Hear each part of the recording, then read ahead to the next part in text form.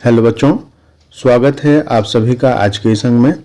बच्चों, आज के इस अंक में हम कार्तीय तल अभ्यास 17A के हलों पर चर्चा करेंगे। तो कार्तीय तल में जो पहला प्रश्न दिया गया है, इसमें एक चित्र दिया गया है और प्रश्न है कि नीचे दिए गए चित्र को देखकर रिक्त स्थानों में लिखिए। तो पहला इसमें पॉइंट है, बिंदु M x अक्ष की डैश दिशा में अंकित है। तो यहाँ आपकी दाहिनी ओर चित्र दिया गया है। इसमें बिंदु M आपको द्वितीय चतुर्थांश में ऊपर दिखाई दे रहा है। तो ये x अक्ष की कौन सी दिशा होती है? मूल बिंदु के दाईं ओर जो है x अक्ष की धनात्मक दिशा होती है और बाईं ओर कौन सी दिशा होती है? ऋणात्मक दिशा। पहले पॉइंट में आप क्या भरेंगे? ऋणात्मक।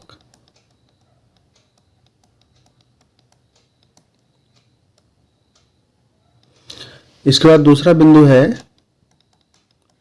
बिंदु M से y अक्ष पर लंब पाद की मूल बिंदु से दूरी कितनी इकाई है?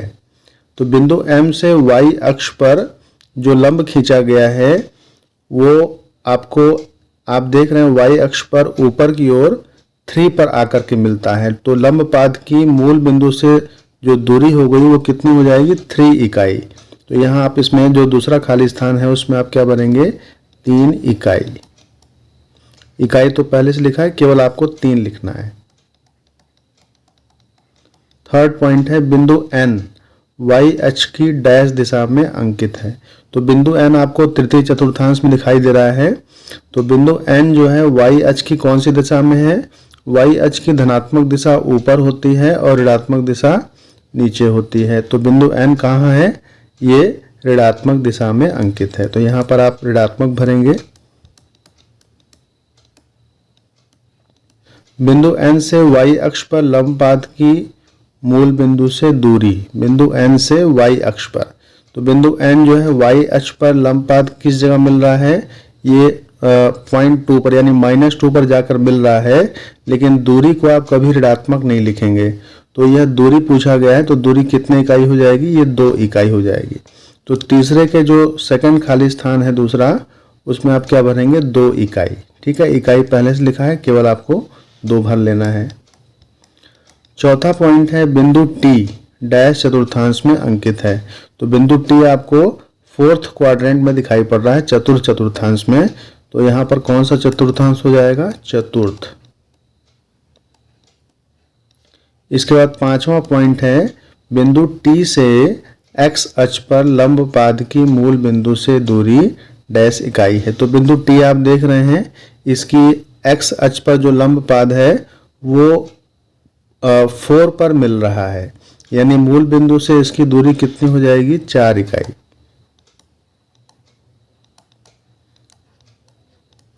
तो इस प्रकार ये आपका पहला प्रश्न था। आइए अगला प्रश्न देखते हैं। बच्चों, प्रश्न संख्या 2 है कि निम्नांकित चित्र में अंकित बिंदुओं को देखकर रिक्त स्थानों को भरिए। जिसमें पहला प्रश्न है, बिंदु P का भुज और कोटि है। ठीक है, तो बिंदु P जो है आपको प्रथम चतुर्थांश में दिखाई पड़ रहा है और बिंदु P जो है x अक्ष पर 2 इकाई की दूरी पर है और y अक्ष पर 1 इकाई की दूरी पर है। इसका भुज क्या हो जाएगा? भुज में आप क्या लिखेंगे? आप लिखेंगे 2 और कोटि कितनी हो जाएगी? 1।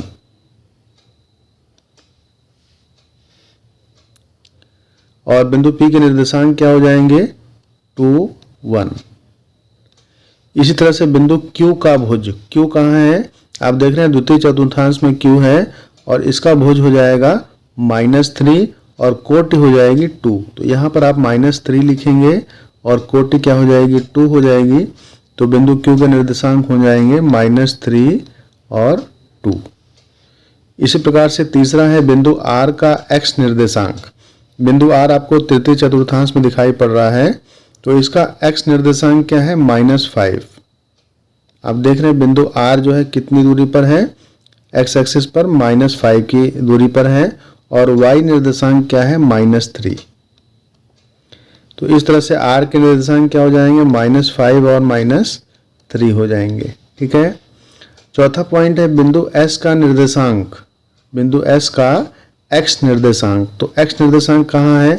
बिंदु S एक्स एक्सिस पर कहाँ मिल रहा है, कितनी दूरी पर है, ये 3 इकाई। ठीक है, तो यहाँ पर ये 3 हो जाएगा और y निर्देशांक क्या हो जाएगा, -2। तो S के जो कोऑर्डिनेट है, निर्देशांक है, वो क्या हो जाएंगे, 3 and -2। ठीक है बच्चों, तो जैसे कोई भी अक्ष है, इस पर अगर कोई बिंदु यहाँ पर दिया गया है, मान लीजिए जो S दिया था और यहाँ पर 1 2 और ये 3 लिखा हुआ है। ठीक है, तो ये इसका x कोऑर्डिनेट यानी x एक्सिस पर जो है y एक्सिस से कितनी दूरी पर ये गया, वही इसका भुज हो जाता है और कोटि कितनी हो जाती है, y एक्सिस पे चली गई दूरी ही इसकी कोटि हो जाती है। तो जैसे बिंदु S है तो इसका कोऑर्डिनेट क्या हो जाएगा, ये x वाली दूरी आपकी हो जाएगी 3 और y वाली जो दूरी है, जो x एक्सिस से दूरी है, वो -2 है। ठीक है, तो किसी भी बिंदु की y अक्ष से दूरी उसका भुज कहलाती है और उस बिंदु की x अक्ष से दूरी उसकी कोटि कहलाती है। तो ये बिंदु S जो है x अक्ष से कितनी दूरी पर था, -2 इकाई की दूरी पर था और यही बिंदु S जो है y अक्ष से 3 इकाई की दूरी पर था। तो इसका जो भुज हो गया वो 3 हो गया और कोटि कितनी हो गई, -2 हो गई। तो इस प्रकार से ये आपका दूसरा प्रश्न था। तो बच्चों जो तीसरा प्रश्न है, इसमें आपको दिया गया है कि निम्न बिंदु किन चतुर्थांशों में स्थित है। तो किसी भी बिंदु का चतुर्थांश दिखाने के लिए हमें उनके चिन्ह की ज़रूरत होती है। तो इसे आप थोड़ा सा समझ लें कि किस प्रकार से हम चिन्ह निर्धारित करते हैं। जैसे हमने अक्षों को इस तरीके से दिखा दिया, ये y अक्ष है और ये x अक्ष है। ठीक है, अब इसमें जो पॉइंट्स होते हैं वो किस तरीके से होते हैं, ये आपका फर्स्ट क्वाड्रेंट है यानी कि प्रथम चतुर्थांश, ये द्वितीय चतुर्थांश, ये तृतीय होता है, इसके बाद ये चतुर्थ होता है। ठीक है, ये x अक्ष है और ये क्या है, y अक्ष है। दोनों ओर तीर का निशान लगाते हैं क्योंकि ये रेखाएं जो है अनंत लंबाई तक जा सकती हैं। अब इस क्वाड्रेंट में धनात्मक x अक्ष इधर है और ऋणात्मक x अक्ष इधर है। धनात्मक y अक्ष ऊपर की ओर है और ऋणात्मक y अक्ष नीचे की ओर है। तो प्रथम चतुर्थांश में जो भी बिंदु आएंगे उनमें x और y दोनों क्या होंगे, धनात्मक होंगे। और द्वितीय चतुर्थांश में x जो होगा भुज वो नेगेटिव होगा और कोटि जो होगी वो पॉजिटिव यानी कि धनात्मक होगी। तृतीय चतुर्थांश में दोनों ऋणात्मक होंगे, x और y। चतुर्थ वाले में आपका जो है x धनात्मक हो जाता है और y क्या हो जाता है, ऋणात्मक, यानी कि भुज धनात्मक हो जाएगा और कोटि ऋणात्मक हो जाएगी। अब बिंदु हमें दिए गए हैं वो किन चतुर्थांश में होंगे, जैसे -3 -7, तो ये आपका फर्स्ट वाला इसमें आ जाएगा, -3 -7 ये आपका तृतीय चतुर्थांश में आ जाएगा। फिर दिया गया -5 7, तो -5 7 किस में आएगा, सेकंड वाले में, क्योंकि इसका भुज जो है ऋणात्मक है और कोटि धनात्मक है। तो -5 7 सेकंड में आ जाएगा। तो आपको ये ग्राफ बना के नहीं लिखना है, बस केवल क्या करना है, यह बिंदु लिखना है, इसका निर्देशांक लिखना है और उसके सामने डैश लगा के या फिर तीर का निशान लगा के आप चतुर्थांश का नाम लिख देंगे। प्रथम चतुर्थांश है या द्वितीय चतुर्थांश है, जो भी होगा तीर के सामने आप लिखते जाएंगे। इसके बाद अगला पॉइंट है 2 - 10, तो इसका भुज जो है धनात्मक है और कोटि क्या है, ऋणात्मक है। तो 2 - 10 आपका जो है किस में आ जाएगा, चतुर्थ चतुर्थांश में। इसके बाद है 5 9, दोनों पॉजिटिव हैं यानी कि ये आपका 5 9 किस में आएगा, प्रथम चतुर्थांश में। फिर है -6 और 5, तो -6 5 किस में आएगा, द्वितीय में आएगा, -6 5 ये इसी में होगा कहीं। हम इसे एग्जैक्टली इसका पॉइंट दिखा नहीं रहे हैं, केवल आपको ये बता रहे हैं कि किस चतुर्थांश में ये बिंदु मिलने वाले हैं। अगला जो है वो है -7 -5 यानी कि दोनों नेगेटिव हैं, तो ये आपका तृतीय चतुर्थांश में आ जाएगा, -7 -5। तो इस तरह से बिंदुओं को आप चतुर्थांश बता सकते हैं चिन्ह को देख करके। अगर दोनों धनात्मक हैं तो वो प्रथम चतुर्थांश में हो जाएगा, भुज ऋणात्मक और कोटि धनात्मक तो वह द्वितीय चतुर्थांश में हो जाएगा। इसी प्रकार दोनों के चिन्ह ऋणात्मक होंगे यानी कि भुज का भी ऋणात्मक और कोटि का भी ऋणात्मक होगा तो वो तृतीय चतुर्थांश में आएगा। और भुज अगर धनात्मक है लेकिन कोटि ऋणात्मक है तो वह चतुर्थ चतुर्थांश में आएगा। तो इस प्रकार ये तीसरे प्रश्न का जो है उत्तर रहा। आइए देखें प्रश्न संख्या 4। तो बच्चों प्रश्न संख्या 4 में दिया गया है निम्नलिखित बिंदुओं को ग्राफ पेपर पर अंकित कीजिए। तो ग्राफ पेपर आपका इस तरह से दिखाई पड़ता है, उसमें आप बिंदुओं को यहाँ पर अंकित कर देंगे। अगर स्पेस कम है तो आप क्या करेंगे, 0 से मूल बिंदु लिखते हुए यहाँ पर आप 2 लिख लें, यहाँ 4 लिख लें, यहाँ 6, यहाँ 8, इस तरीके से। बीच में यहाँ 1 हो जाएगा, यहाँ 3, यहाँ 5, यहाँ 7, इस तरीके से आप दिखा सकते हैं। इधर -1, -2, -3, -4, -5, -6, -7, इस तरीके से दिखा लेंगे। दूरियां बराबर होनी चाहिए। धनात्मक y अक्ष पर 1, 2, 3, 4, 5, 6, 7, इस तरीके से दिखा लेंगे। और ऋणात्मक y एक्सिस पर -1, -2, -3, -4, -5, -6, -7, -8, इस तरीके से दिखा लेंगे। अब पहला बिंदु जो दिया गया है वो है 7, 5। तो 7 कहाँ होगा, x अक्ष पे, और 5 कहाँ होगा, y अक्ष पर। तो 5 की जो दिशा है वो इस प्रकार यहाँ पर आएगी, 7 के जस्ट सामने ये बिंदु मिलेगा 7, 5। डॉटेड लाइन से आप इनको मिला सकते हैं। ये ग्राफ पेपर पे आपको डॉटेड लाइन खींचने की भी जरूरत नहीं पड़ेगी, बिल्कुल साफ साफ दिखाई पड़ेगा। तो इन दोनों रेखाओं का जो कटान बिंदु मिला, यही क्या है, आपका पहला बिंदु है। इसका कोऑर्डिनेट क्या है, 7, 5। तो एक दो बिंदु और बता दे रहा हूँ जिससे कि आप क्लियर हो जाएं कैसे बनाते हैं। दूसरा है 7, 0। तो x अक्ष पर 7 है, y अक्ष पर कुछ भी नहीं है, तो यही बिंदु आपका 7, 0 हो जाएगा, 7, 0।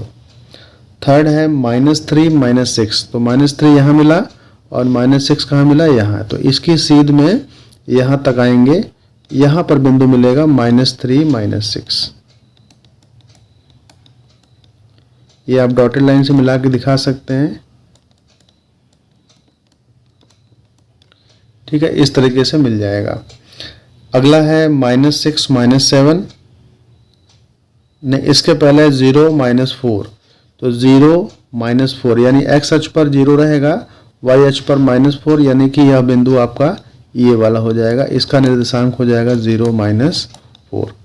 यदि किसी बिंदु का भुज अगर 0 है तो वह बिंदु y अक्ष पर स्थित होता है, और जिस बिंदु की कोटि 0 है वह बिंदु x अक्ष पर स्थित होता है। तो इस तरीके से 0, -4 किस पर हो जाएगा, y अक्ष पर हो जाएगा।